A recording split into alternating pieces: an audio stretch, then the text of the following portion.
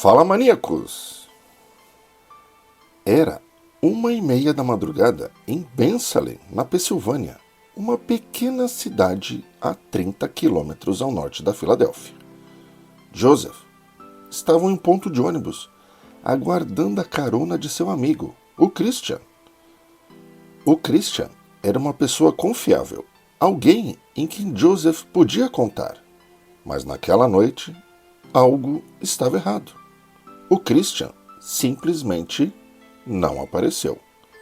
Após alguns minutos de espera, Joseph decidiu pegar um táxi e ir até a casa do amigo. Ele estava irritado e determinado a entender o que havia acontecido. Pronto para confrontar Christian por tê-lo deixado esperando em plena madrugada. Ao chegar à casa de Christian, o Joseph notou algo estranho. Todas as luzes estavam apagadas e parecia que não havia ninguém em casa. Ele tentou chamar pelo amigo, mas não obteve resposta. A inquietação aumentava. Joseph, tomado por um mau pressentimento, decide entrar na casa.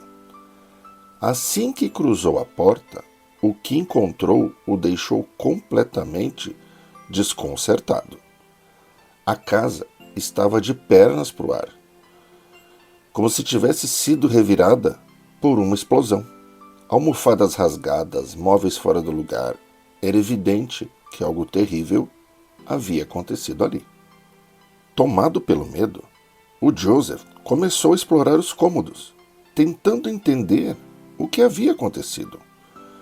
Ao abrir a porta do banheiro, ele se deparou com uma cena que nunca mais será esquecida. Christian estava morto, seu corpo esticado na banheira. Em meio a um cenário de horror absoluto, a água da banheira estava preta de sangue e o rosto de Christian estava coberto por um travesseiro. Joseph, em choque, cambaleou para trás. Não demorou muito para as autoridades fossem acionadas. O investigador Chris McMullen, da Divisão de Investigações Criminais de Bensalem, foi chamado ao local. Ele era um policial experiente, com anos de serviço em casos de homicídio. O detetive chega ao local e é informado de que é um indivíduo de 27 anos em óbito, cujo nome é Christian Rojas. O Christian era da Costa Rica. Ele tinha crescido lá.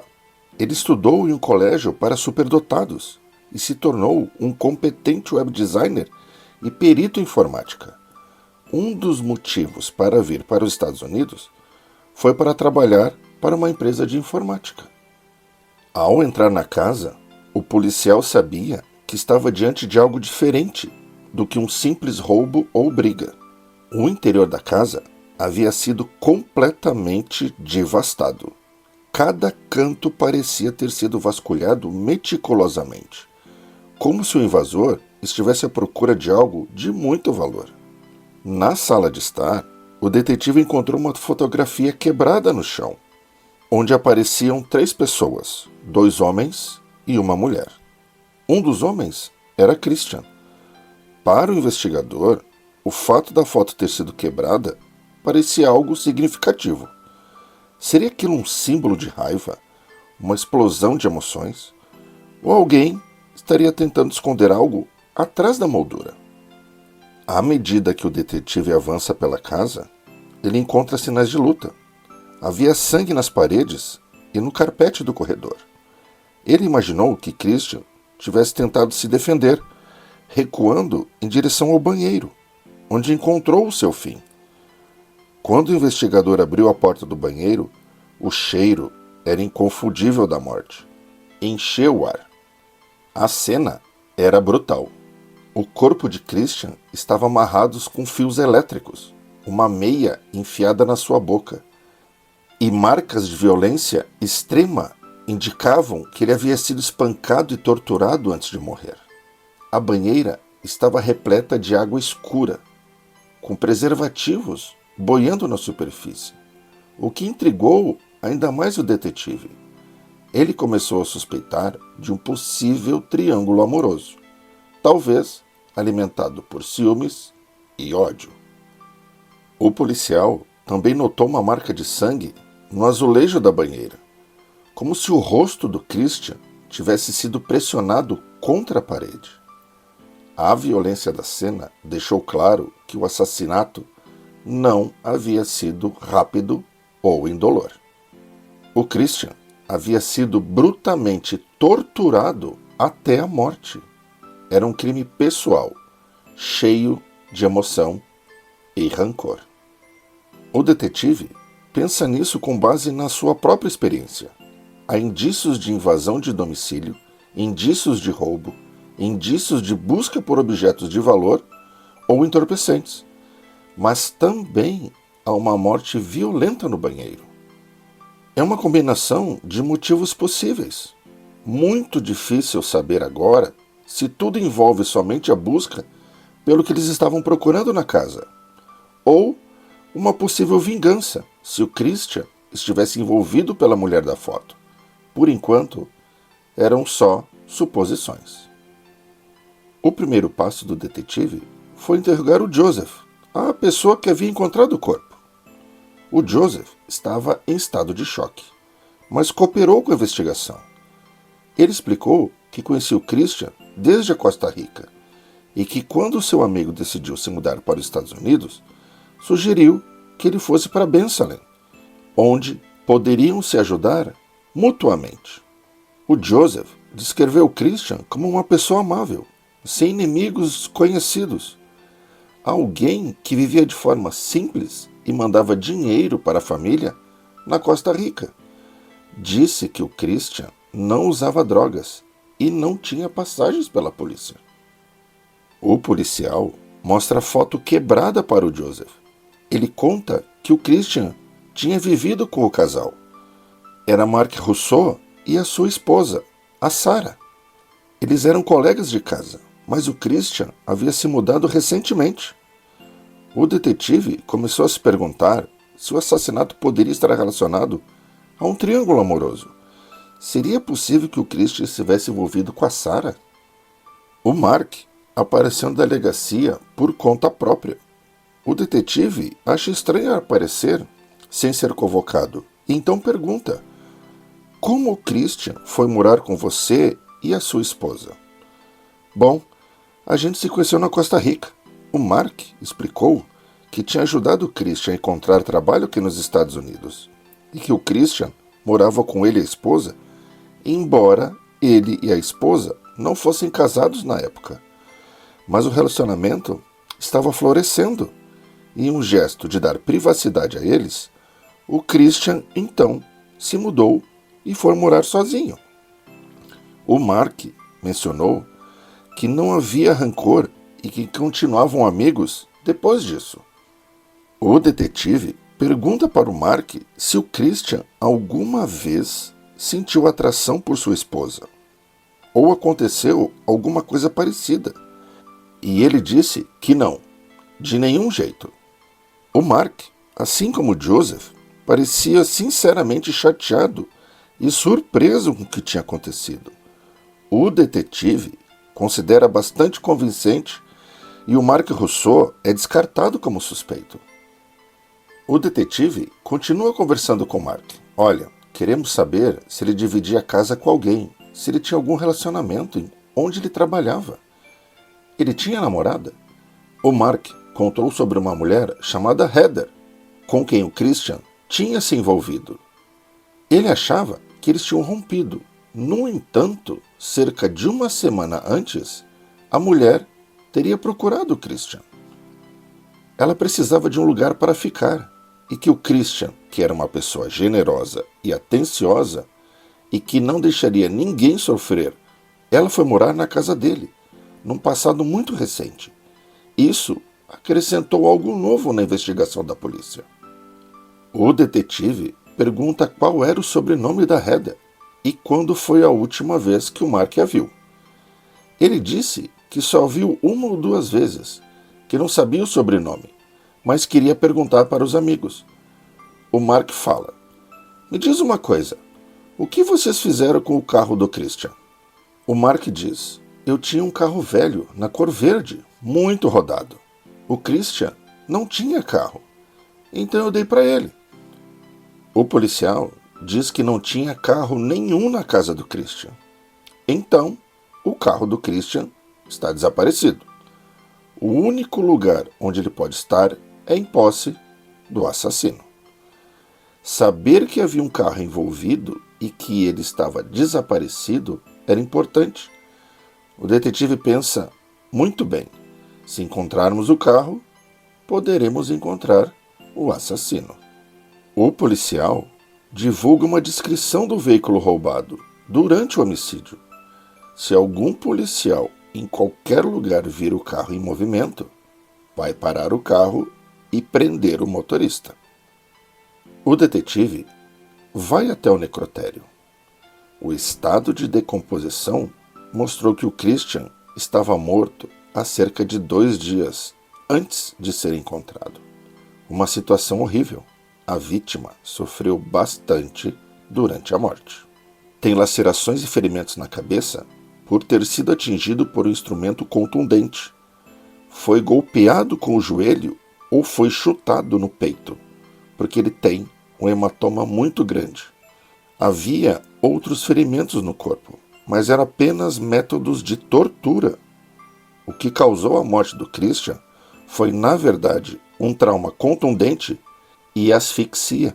Segundo o legista, o nó de meia em volta do seu pescoço foi suficiente para restringir o suprimento de ar. A vítima havia apertado o próprio lábio com os dentes, lutando para fazer o ar entrar nos pulmões. Não haviam ferimentos defensivos no corpo do Christian, indicando que a pessoa que o tinha atacado o dominou imediatamente e que não houve muita luta corporal. O policial acredita que deve procurar por alguém bem maior que Christian, que pudesse dominá-lo, agredi-lo de maneira como foi feito. A família do Christian estava na Costa Rica e, obviamente, ficaram sabendo e ficaram arrasados. Foi divulgado na comunidade que alguém havia sido assassinado dentro de casa e que a polícia ainda não havia identificado e nem detido o suspeito. Foi um crime assustador que aconteceu em uma cidade pequena. As pessoas estavam com medo, ficaram horrorizadas. Em Bensalem, os crimes mais comuns eram principalmente furtos e crimes contra a propriedade, roubos. Não havia muitos homicídios. Se havia meia dúzia de homicídios por ano, já era muito. Esse era o 4º homicídio que o policial investigava, desde que tinha se tornado investigador. Havia pressão da sociedade. Os detetives receberam uma série de pistas falsas e um tanto sem sentido de pessoas em estado de pânico. Mas no meio a essas pistas, uma foi importante. O detetive recebeu um e-mail intrigante. A mensagem vinha de um amigo do Christian, que trazia informações perturbadoras. Segundo o e-mail, o Christian havia recentemente aceitado uma oferta de emprego dos sonhos na Costa Rica, oferecida por uma empresa americana que havia transferido suas operações para lá. No entanto, o que deveria ser uma oportunidade fantástica, rapidamente se transformou em pesadelo. O empregador do Christian ficou profundamente irritado quando ele disse que ia abandonar o emprego. Mas o e-mail trazia algo mais assustador. O Christian confidenciou ao amigo que estava com medo. Ele mencionou que seus empregadores eram pessoas perigosas e o temor de represálias o consumia. O próximo passo era claro. Quem eram esses irmãos Moretti? Eles tinham envolvimento com o assassinato do Christian ou estavam de fora disso? O detetive sabia que precisava descobrir a verdade. Ele seguiu várias pistas, mas nenhuma parecia ser a chave para desvendar o caso. Até que uma nova pista surgiu. Ela indicava que esses 2 irmãos poderiam ter ligações com a máfia italiana, operando na Filadélfia e no sul de New Jersey. A vítima, o Christian, parecia ter uma conexão próxima com o crime organizado. A Filadélfia já havia testemunhado uma longa história de crimes organizados, incluindo roubo, extorsão e jogos de azar. A polícia estava vasculhando a cena do crime e a investigação começou a traçar paralelos com famílias mafiosas influentes, como a família Scarfo, que no passado havia dominado parte do cenário criminoso da cidade. Mesmo com a máfia italiana sendo uma sombra do que já era, ela ainda era perigosa e capaz de ações violentas. O investigador sabia que, embora ainda não houvesse provas concretas, essa ligação com a máfia não poderia ser ignorada. Decidido a obter respostas, o detetive vai ao escritório deles. Ele precisava saber se os irmãos tinham algum motivo para se opor ao Christian, mas, surpreendentemente, eles pareciam gostar muito dele. O Anthony e o Mário afirmaram que o Christian era um programador brilhante, capaz de resolver qualquer problema que surgisse na empresa. Quando o policial pergunta como eles se sentiam com a saída do Christian, eles admitiram que ficaram descontentes, mas demonstraram uma admiração tão grande por ele que alegaram não ter se oposto à sua decisão de partir. Pareciam sinceros em seu desejo de que Christian fosse bem-sucedido e, ainda mais, mostraram-se abalados com a sua morte. O policial verificou o álibi dos irmãos e eles estavam, respectivamente, em suas casas no momento do crime, confirmando que, embora eles tivessem conexões com a máfia, eles não estavam envolvidos no assassinato. Na verdade, os irmãos se mostraram dispostos a colaborar, oferecendo recursos e querendo ser parte ativa na solução do caso. Foi então que surgiu uma nova informação. Os irmãos mencionaram que o Christian possuía um cofre onde ele guardava grandes quantias de dinheiro. O Christian guardava esse dinheiro para mandar para sua família na Costa Rica. No entanto, durante a investigação, nenhum cofre foi encontrado na casa do Christian. Isso significava que alguém sabia da existência desse cofre e o havia roubado, o que adicionava mais uma peça ao quebra-cabeça. O roubo, junto com o desaparecimento do carro de Christian, sugeria que o crime poderia ter sido um roubo, seguido de um homicídio. Embora o detetive e a sua equipe estivessem satisfeitos com as informações obtidas até então, ainda restava um último enigma: a ex-namorada do Christian, a Heather. Até aquele momento, ela permanecia uma incógnita. Não sabia onde ela estava ou sequer qual era o seu sobrenome.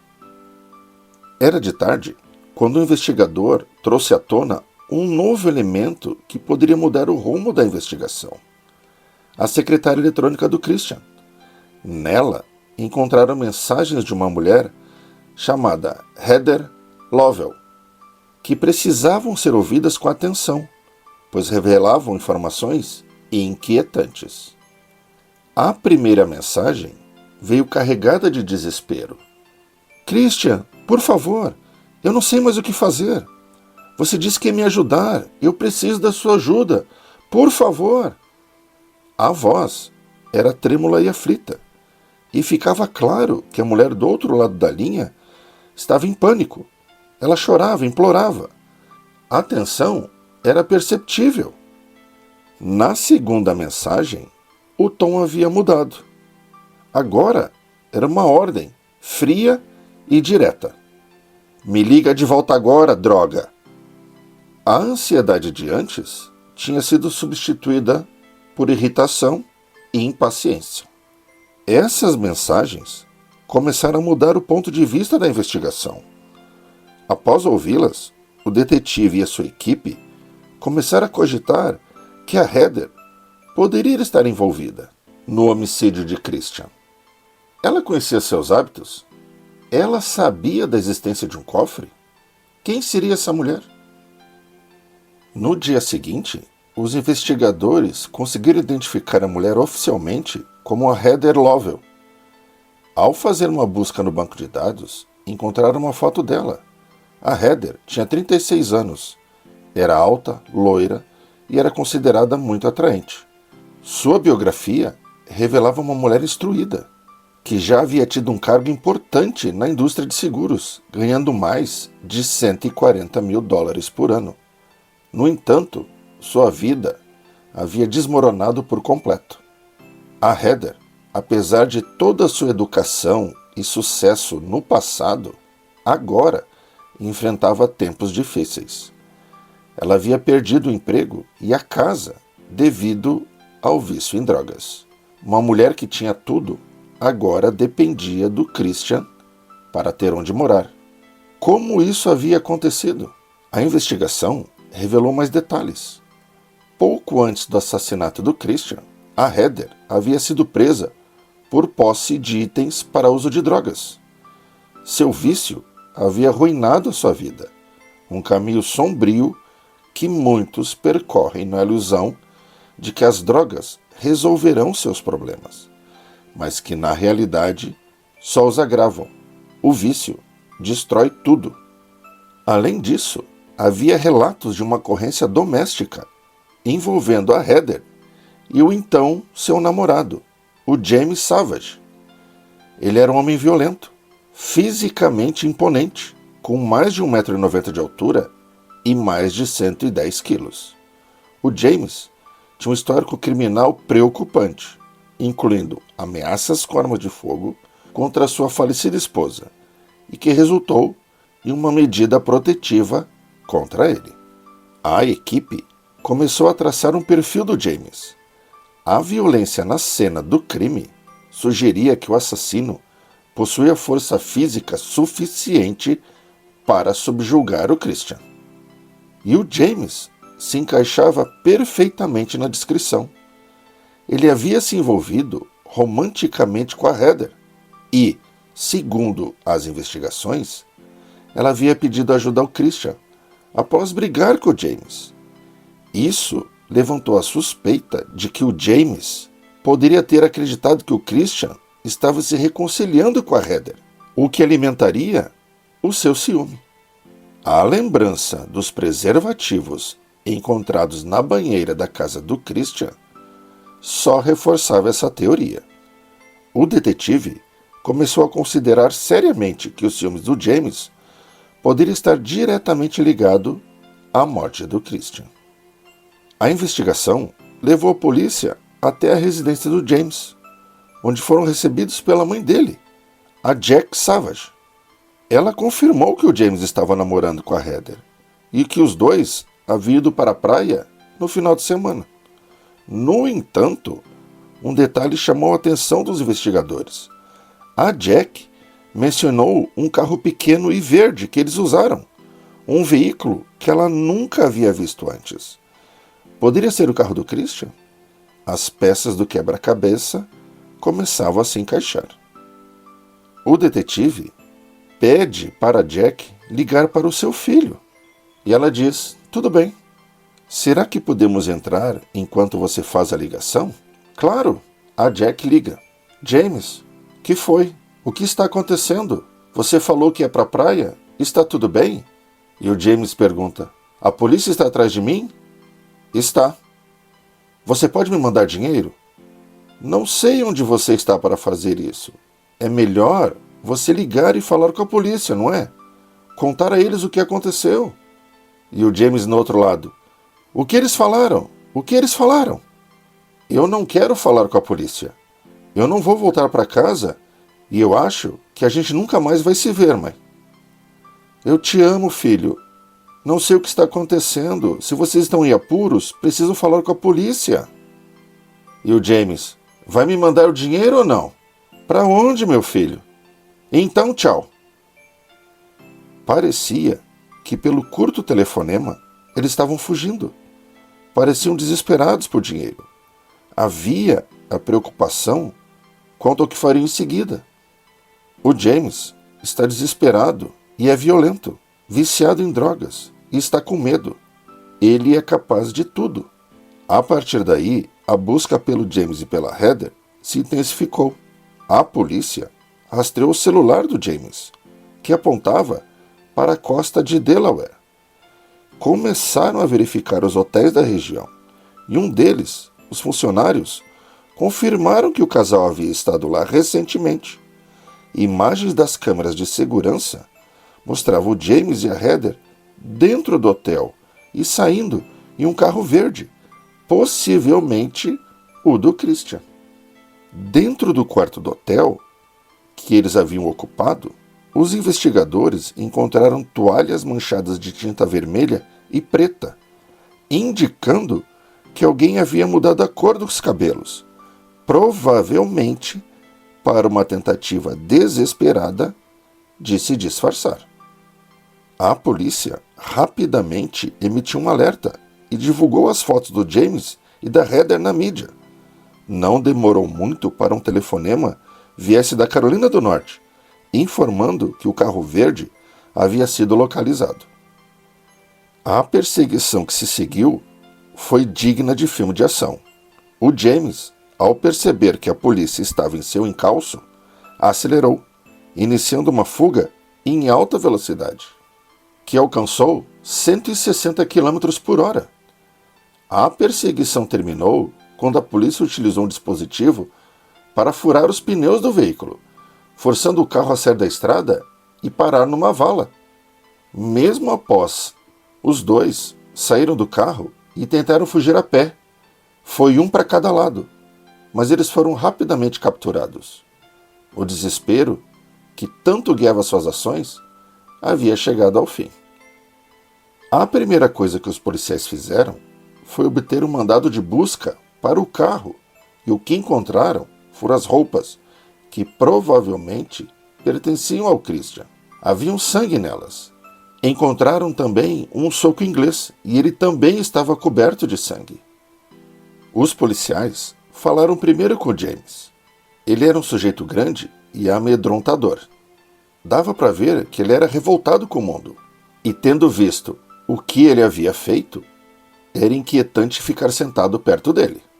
O detetive diz: "Olha, estamos aqui para falar com você sobre o Christian.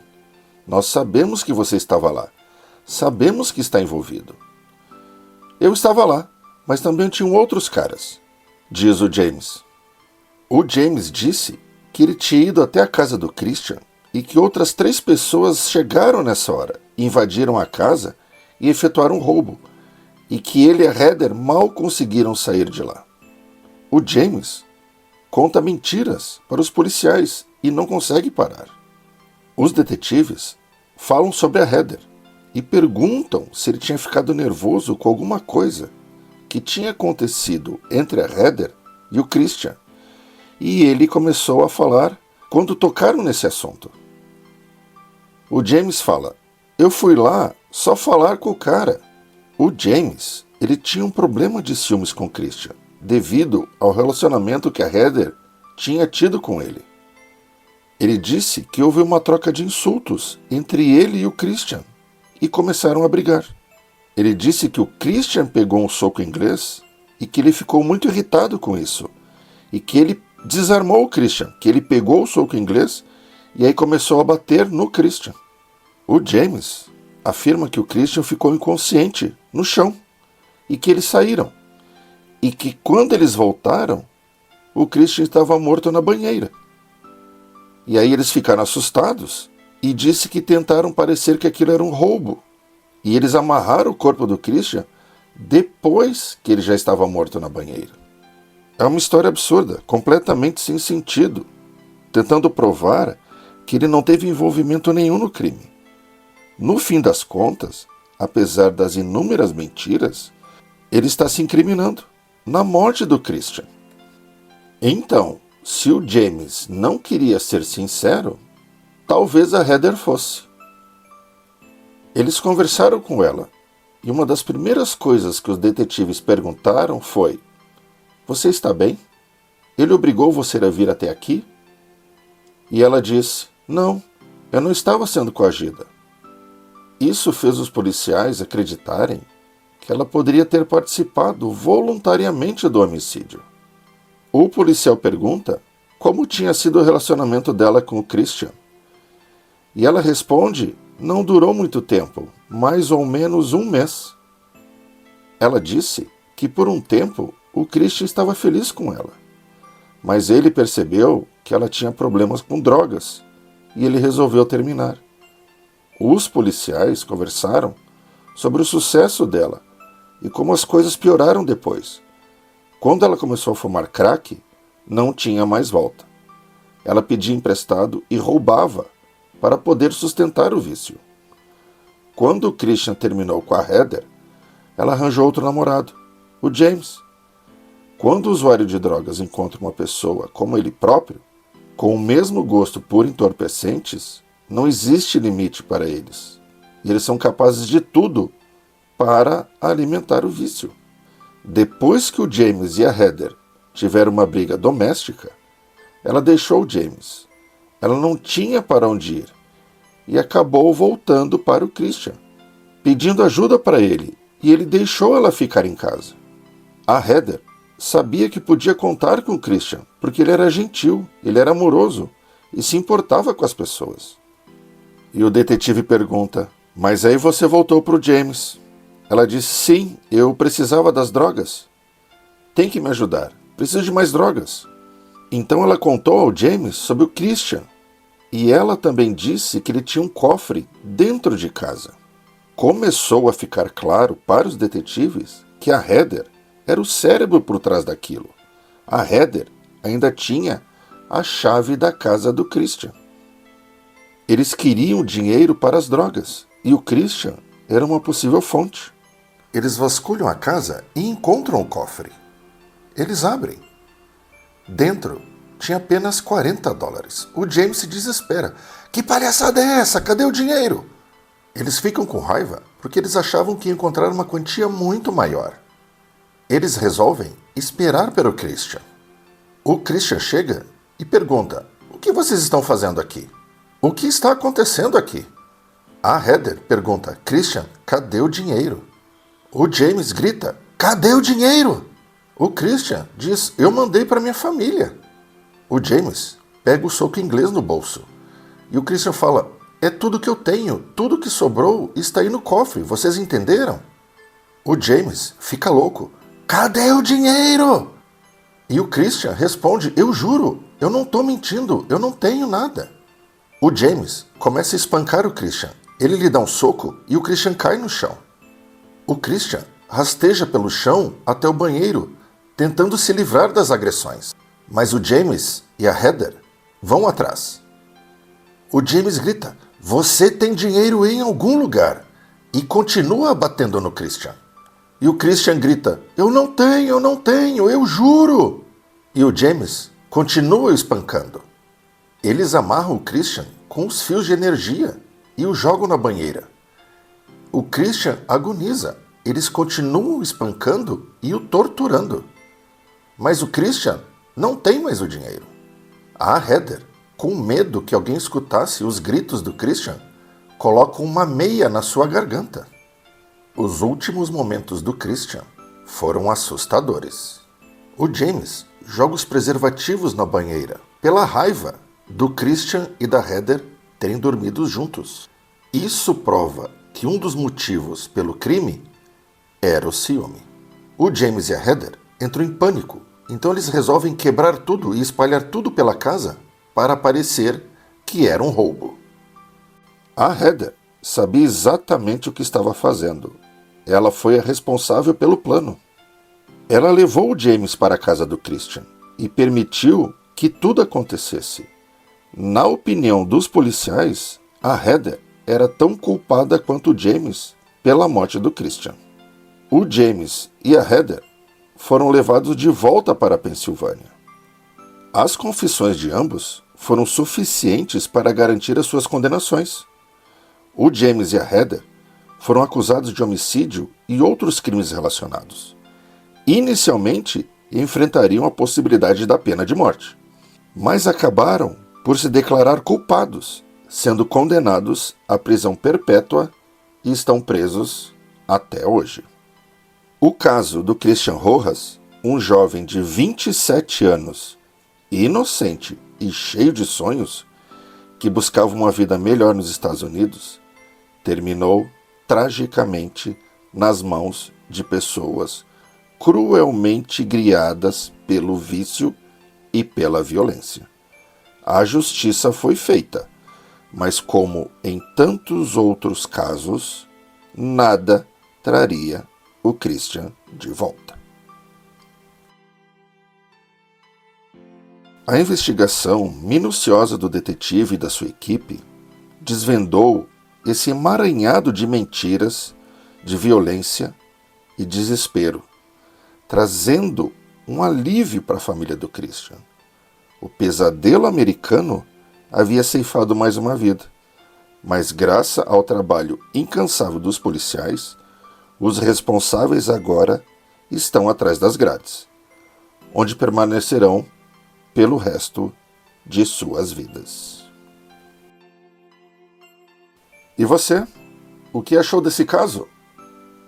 Muito perigoso quando nós colocamos a pessoa errada dentro da nossa vida, não é mesmo? E se você gostou, já sabe, curta, compartilhe e se inscreva no canal. Até o próximo!